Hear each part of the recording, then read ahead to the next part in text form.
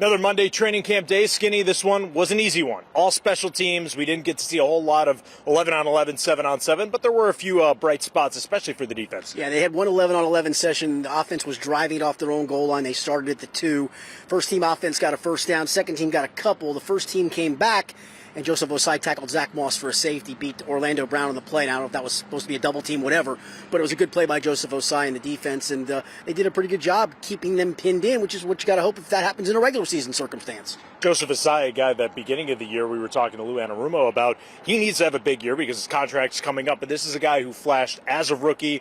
You know, the legend of Joseph Ossai started, he sacked Tom Brady in the preseason, and then he's kind of disappeared since then. I know he's been hurt a lot, and Lou Anarumo said the best thing for Joseph Ossai this year is he's not rehabbing anything. He's coming in healthy. How do you think he has looked? Because this is a team all of a sudden that needs some pass rush help, especially with depth. He's had a good camp, and I mean, today was a flash day for him. He's flashed a couple other times, not like he did today. He actually had a couple of other pass rush performances today as well.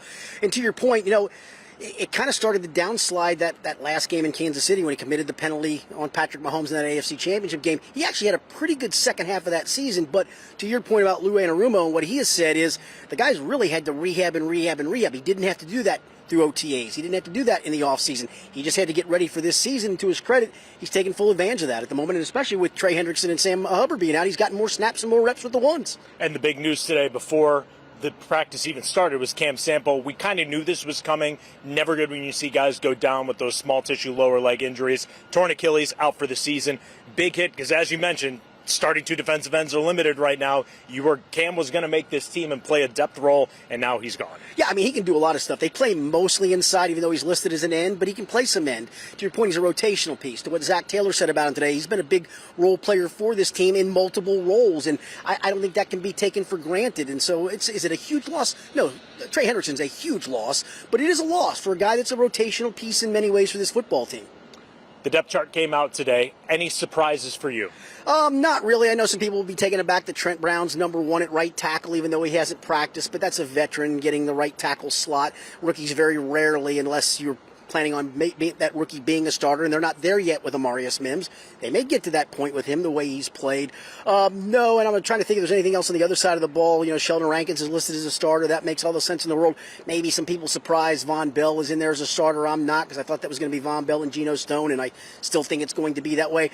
I guess maybe minor is Trent Irwin's penciled in as wide receiver number 3, but it's literally penciled in at the moment, so there's so many options at that spot. So no, nothing that really jumped off the charts. It's going to change before the starting game anyway, so this is just the first draft. We'll see the final draft before the first regular season game comes. Other big news in the NFL today, Harrison Butker becomes the highest paid kicker in NFL history.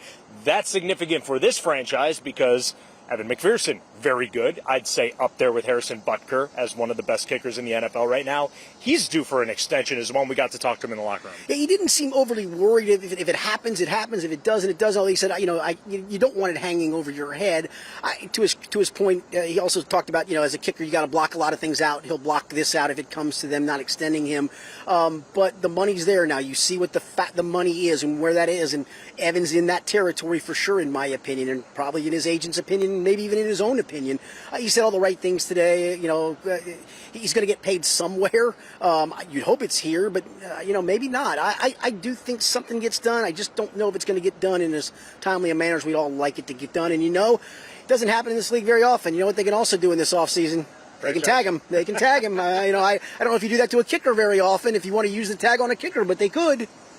He's a pretty good kicker. If there's a guy that I'd say you could franchise tag, he'd be one of them. We also got to talk to Trent Brown in the locker room. First time we've really heard from him since coming off, and he did some individual drills today. He seemed pretty nonchalant, in my opinion, and said, I don't really need it. I'm good. I'm 31, and I'm good. Yeah, I think, some of this you can read into that he doesn't want to take part in all of training camp. I get it. He didn't want to disclose what the injury was. Zach Taylor said it was general tightness. I don't know if that feels like a very general term. General tightness. Yes, thank you very much. Listen, I think this was a guy that just knows what to do to get ready for a training camp. You'd like him to hey, we all want the guy to do the college try, right? You want him on the field, you want him grinding, you want him grunting. I think he realizes I don't need to do that anymore. He did say he does need to get reps in the offense to feel comfortable. I thought he gave a great answer when asked, do you need a preseason game? He said, I don't think it makes sense to play a few plays and then not play for a couple of games. I don't think he's wrong.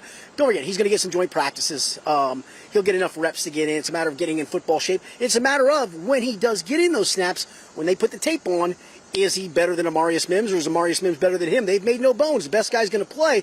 And so he's going to have to play well in order to get that starting spot, and we'll see what he's made of.